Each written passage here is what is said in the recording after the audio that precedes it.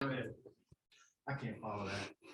Just through 3 days, just thoughts on overall maybe tempo, how the offense is looking so far. Yeah, it's been good from the tight end perspective. The guys are competing. You always got to get acclimated to the heat the first couple of days, which our guys have done a nice job. We're battling through. Obviously, Trey's put on some weight and looks good and came back in good shape. And, just got to get used to the heat. Same with Hud and Bax and Tyrus are all doing a really good job, and the young guys. How is Trey handling that added weight? I mean, can you tell the difference? Yes, sir. When you see him, you can tell. Like when he walks through the door, he looks like what a tight end is supposed to look like. And you got to give a lot of credit to Jamil Walker and his staff. He's as good as any strength coach in America. And when you come from pro football to college football, you always hear the stories about how important the strength coach is. And you don't know until you get here and you see how much time they spend with those guys. So the strength staff deserves a ton of credit. It's a huge reason why we win. And those guys have done a great job. And Trey making the right decisions and doing the right stuff. Spring before last, like 18 months ago, he was 205. Yeah. It's like 40 pounds in 18 months. Is that difficult to do? Yeah, I mean, I do it the wrong way. So I only talk about the bad weight I gained, but Trey's put on good weight and looks good and moves well. And, it's a tribute to the kids' work ethic and our strength staff and Julie, our nutritionist. They've done a great job with him. And it is a commitment. And it's not just from like, hey, you put on weight, but you have to change your mindset. You go from playing wide receiver that you don't have, like you have to block, but you're out there on the edge. You're blocking people that are your size compared to now you're coming in, you got to block defensive ends and you got to block on the second level linebackers, but it's a mindset. And that's where the mental toughness comes in. And it's not for everybody. Not everyone can make this transition, but Trey's a mentally tough kid. He's physically tough. And that's what it's allowed him to make that transition. We were talking with Sam the other day about Jaden Hazelwood and how highly recruited he was and how he kind of feels like he hadn't quite lived up to that and ready to prove himself. Hudson kind of in a similar vein as that, really highly regarded as a recruit and stuff, but it's had some injuries and things like that pop up. Is there any sense that you get from him that he kind of feels that too? I think Hudson's the ultimate teammate, and his concern is doing what's right by the team. Obviously, he wants to play like everyone else, but his focus right now is improving himself. And I've told him multiple times, you can only control what you can control, and everything's going to be earned in our room. So you want more playtime, you got to earn it. And we've got a good group in there, and they're all competing. Hudson's doing a nice job. He has the advantage of being intelligent. He comes from a great lineage and DNA in his family and of good football players. And now he's got to come make it and do it on his own and make it, in which he's doing a good job. Hey, I know last year with Trey, he moved early. I think it was after the opener. Yes, sir. And I know you guys were having to do extra work and getting ready for opponents and all that. How's he done just with his total evolution of the position, not just weight gain, but just now he's had an off season in the summer and now you're in camp. How's that evolution been for him? It's been good. And it's been a pretty smooth transition because he's so intelligent. You guys have talked to this kid. He's highly intelligent. He's going to be successful after football. He's going to be successful in life because he's a conceptual thinker. He wants to know the why in everything we do, why you take this step, why it's important to have your second step in the ground. And the advantage he has coming from the wideout room, being a conceptual thinker, is he knows what all five guys are supposed to do. He also knows where the ball's supposed to go based on coverage, which also creates a problem for me in my room when he's like, hey, that's cover 4. That ball should be going to me. And all of a sudden it goes to Hazelwood, So he's just a football intelligent guy. He's got high IQ. And that's what's made the transition on top of the mental and physical toughness easy, because he does have football intelligence. And then the overall depth in the room, it seemed like last fall you guys were moving guys and they get hurt or something would happen. And, Sam, when Dax said he couldn't play football anymore, Sam said, hey, we still got plenty of depth. How do you feel about the depth overall? Well, Dominique, no one knew who Dominique Johnson was until he spent 2 weeks on the tight ends, and we moved him back to running back. Everyone forgets that he came over with us, but the room has done a good job just competing and really focusing on themselves and learning the offense and what they have to do inside the offense. It's easier for me in year 2, knowing what this offense asks of this position, to be able to teach better and have those guys have a better understanding of what's asked, what skill set they need, where we have to improve, and what our strengths and weaknesses are. Yeah, I'm curious what kind of a response you saw from Hudson the last couple of days since day one didn't finish it. Yeah, the response I would expect from any of our tight ends, and that's to come in and do your job. Like this, football's hard. And everything's earned. And, we had an issue physically with him that he has overcome and done a nice job. I can honestly tell you this, and this isn't coach talk, and this isn't me sitting up here trying to make something what this kid honestly cares about the team more than himself. And that doesn't happen much in this world at this time, in the age of instant gratification on Twitter and Instagram and Facebook and all that stuff. He legitimately wants to do what's best for the team, be a good teammate, and serve in any role he can find that helps the football team. I guess just what are your impressions been of Tyrus Washington? Kind of what excites you about him? Yeah. Here's where we hit on Tyrus. He's got the right mental makeup. He's a tough, competitive South Georgia kid. He comes in, he works. Football is very important to him. He has a passion for football. He is very eager to get on the field in any way he can, whether it be special teams, tight end. He's picked the right people to associate himself with and follow and listen to. I see him on the side asking Trey and Bax and Hud questions all the time. He's that guy in the meeting room that always has questions. He's the guy that I get texts from saying, hey, can I come over and talk about, signals or plays? And he wants to know the why. And it also helps because the standard of intelligence in the room is so high.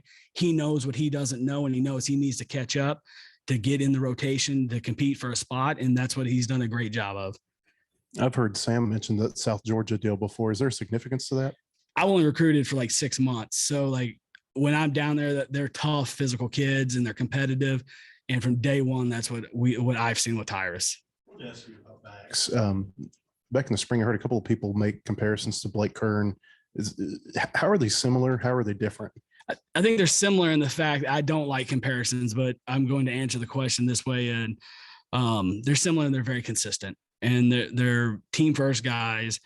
They obviously Kern and Bax earned a scholarship as a walk-on. You guys know this. It's hard to earn a scholarship as a walk-on. And we're going to do everything in our power to give these scholarship guys the first look, the second look, till somebody you really earn. When you earn a scholarship, you earn it.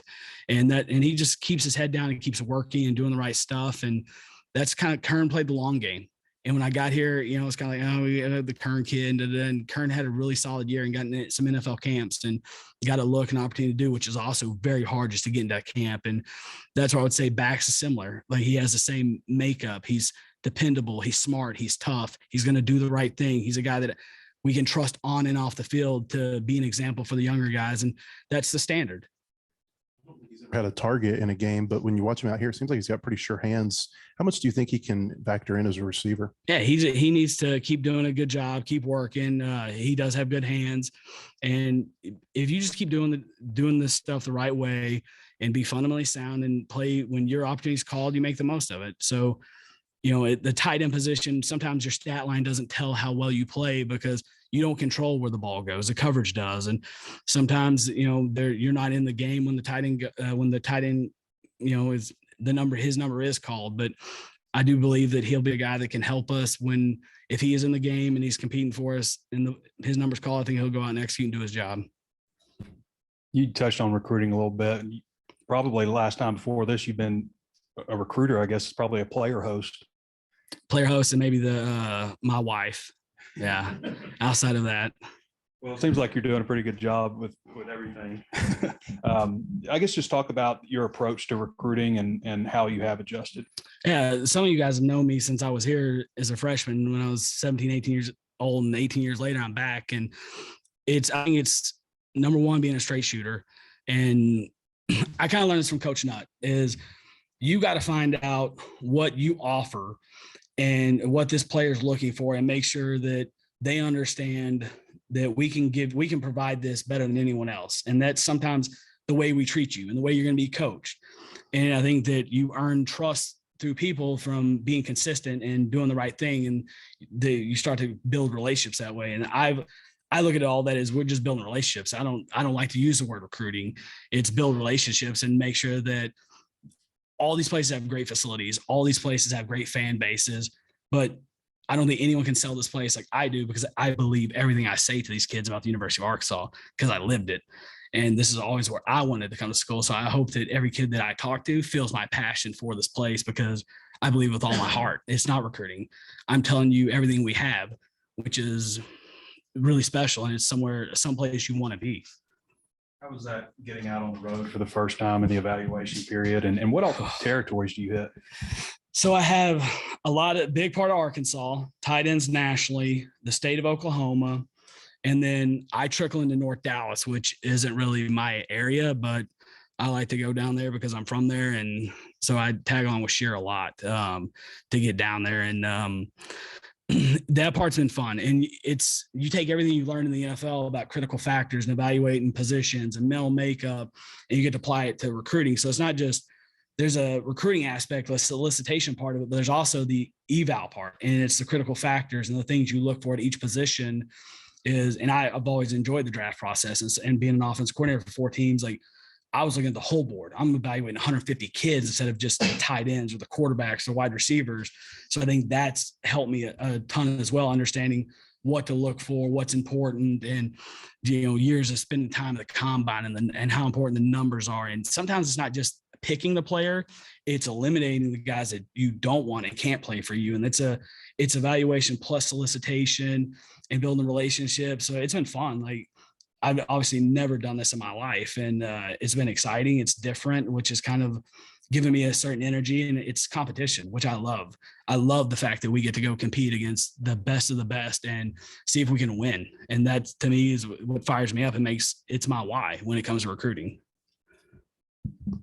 But Tyrus Washington was here in the spring. He's been here a little while. How is he coming along, progressing with his part of the game? And then Aaron Outley was a kid that was highly recruited, came in, was hurt, out, Yes, sir. Whatever last year, we know about that. Just how is he coming along too? Yes, sir. Like I said, to Tyrus, he's very inquisitive. He's gonna ask all the right questions. Getting here in January has obviously helped him going through spring football.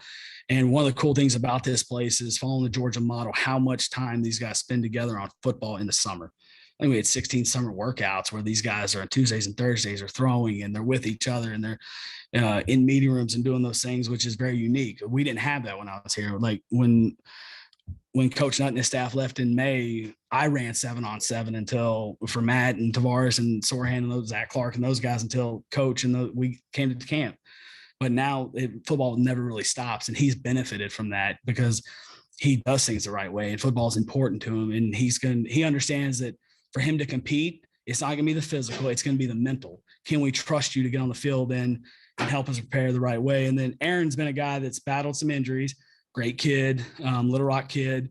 And he's getting to the point he's gotten in better shape. When he hurt his knee, the conditioning aspect regressed a little bit for him, but going back to Coach Walker and those guys have gotten him in great shape, and he looks better than he has since I got here. And he's, battling through the knee. So it's opportunity and making the most of your reps. So, he's got an opportunity to compete. He's not in that top group of players right now, but that doesn't mean he can't earn that and get in that group through, I think we have 27 days till we play a game. Back to recruiting, you've got a pretty big group on campus right now with the COVID year. I think everybody Knox could come back next year. You got a big group already committed. Yeah. What are the challenges like recruiting beyond, 24, 25 classes when you've got that kind of numbers crunch, you got the portal? What are those challenges like navigating those? To me, there's obviously going to be challenges that come up, but it's right now in this moment, we're focused on our 23 class. We'll progress to the 24 class. And it's also making sure that we're treating and coaching these guys the right way. So if it is an option for someone to come back, that they feel good about coming back and they want to come back. And that was part of a little bit of the challenge with Trey. Like, Trey has to make a decision. Hey, I'm going to go play tight end, or do I want to go play receiver somewhere else and getting the portal? And, to the credit to the staff before me and the relationships they created, and obviously Trey and I have a very, very good relationship, and I really enjoy coaching him. And, all this stuff can be handled with how you treat people, being honest, and being clear, like your expectations of, like, this is where you need to improve. Now it's on you and I to go do this and improve. And I think as long as there's constant communication and everyone knows where they stand, then I think everyone feels good about, the relationships they have and their opportunity to compete. And that's like the one thing that helps us is we 2-spot. And it's the best thing. I think we win because our strength staff and the way we play. And the way we practice, and the practice builds toughness, along with Coach Walker and his staff building mental toughness and physical toughness and getting these guys ready to play. But this 2-spot, like, to Otis's point, Aaron Alley's getting reps, so he's not standing on the sideline, and we get to go back and we get to evaluate him every day with the other 8 or 9 tight ends we have, and that makes such a huge difference because a lot of times it's 3 or 4 people getting reps. And these kids don't understand how lucky they are to have two spot, to actually have tape available. And that's the only way to get better is to go do it. So I think that's another advantage we have here is the way we practice. Now, the SEC West is a little bit of a different beast than when you were a player. I mean, every game last year against your division rivals was super competitive, hot game. Why How different than when I was a player? Well, some of the programs have come up. Some of them have gone down too. Well, all right. Tougher in 2000. Now, how does Arkansas, you think, go from 9 wins to challenging for the top? Well, we have to build a team that plays consistent to the best of their abilities. And obviously that starts with recruiting and getting the right kids on campus, the right mental makeup kids, the kids that fit Arkansas, that have that chip on the shoulder to play hard, and it's development. And I've said that this will be the third time I think I've referenced Coach Walker and the way we practice. And it's everyone buying into the aspect of getting better every day. And you're competing against yourself to be the best player you can be. And when you have a team that buys into that, I was a player, got the chance to go to Atlanta and go to the SEC championship game. That's kind of why I got after you a little bit about, Coach Saban was at LSU as well too then. And, it's all those things. It's a million little things of doing the right thing all the time and building trust amongst the team and building accountability. It's harder than ever to hold the team accountable and to build trust on the team and to get your football right. And the easiest way for me to say this is you get the right people, you create the right environment, you develop your people. That'd be the simplest way to say it. And that's really, really hard. It sounds easy. It's like, hey, we do these 3 things, but it's really hard and it takes time. Now, with your, you're obviously new to college football from a coaching standpoint, but a lot of coaches call the portal free agency. You dealt with free agency in the NFL. Free agency without rules, and there's no salary cap. That's the difference in the NFL is it opened up one day and you geared up all this time and you knew like, hey, his contract's running out, and you're gearing up. So you had a chance to have a game plan, and then it shut down at a certain point. So, and you're working guys out, it's different. And there's the cap, you can also in the NFL, you can cut a player, find a player, which is from them picking the right players. Like you also have that in your back pocket to get people to do the right stuff. And that's what makes, picking the right people makes it's harder now because you do have a transfer portal that we have people that that's all they do all day is look at the transfer portal and just keep hitting refresh on their computer and just keep looking. And then all turns into, it's a little bit like free agency without rules. And it's like, hey, let's evaluate this guy, or hey, who watched this guy when he was in high school? And that's why you have to evaluate, you have to recruit and evaluate your area as well, because you're building files. It's like in the NFL, a kid would get drafted and we did a lot of homework on him, but like we also knew we had to continue to study him. And why you have to evaluate everyone at the combine is because at some point free agency, like you're going to have to make a decision on him, and you want to know about his character, and you want to know that if he fits your mold and your critical factors. And so there is some correlation in that. And it's also, now you live in the NIL world and all these other things, which is not free agency whatsoever. Yeah. Sorry, I didn't mean to get you all revved up there. No, I'm sorry. That was a good answer. And then with Trey, with your NFL background, how would you evaluate him as a tight end prospect for the pros? And how do you think he's carrying the extra weight? So Trey's biggest thing, which I've told all the tight ends, and especially if you have desires to play in the NFL, at that position, you're really either a true Y, which the current like Kern was, you're a sub YF, which is like the Jordan Reed type players, the Kyle Pitts type players, or you're a 3. And a 3, you better be able to play Y and F. And what's most important, unless you're Kyle Pitts in the NFL or Delaney Walker or Jared Cook, some of the guys we've had in the past, or Mike Gesicki, you better be able to play on special teams. So Trey, who is a good special teams player, also understands the value now of why that's important, why it's important for when scouts show up, they see him doing these drills, because they're going to want to know it's a 53-man roster, not 85 scholarship plus 110. Like it's 53 plus 10 on the practice squad. So now your special teams value is more important than it's ever been. And if you can play tight end at his size and move like he does and show special teams value, it obviously increases your NFL value. I think that's been a selling point for us with Trey as well, and kind of like dangle the carrot for him of, hey, if you can play these special teams and these particular roles and put stuff on tape, as you're helping the University of Arkansas's football team, you also increase your own value.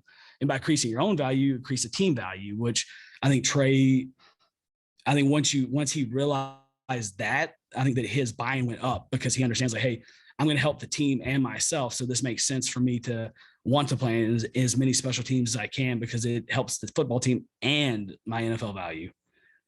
This is a little off the wall question, but I wonder how much are you as assistant coaches coached up on a day-to-day basis by the head coach?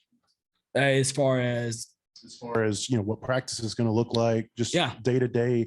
I think one of the other day about he met with you guys Thursday night in an expectations meeting. Just if you could give us some insight into he that. does, and I'll give you guys a little background. And I don't know how much of this stuff we're supposed to talk about, not, but I think what Coach Pittman does a very good job of is he has a vision for what he wants his football team to look like, and as a head coach, you're accountable to get that vision. So this is the way he does it with us. Like I'm going to tell you guys this, and the whole state of Arkansas know what he wants to look. He wants it to be hardworking, tough, loyal. So you see his imprints on this thing, and what he does with us, he watches every one of our individuals. And this meeting is brutal in the morning. We met at 7:30 this morning, and he's watched every one of our individuals, every position coach on the staff.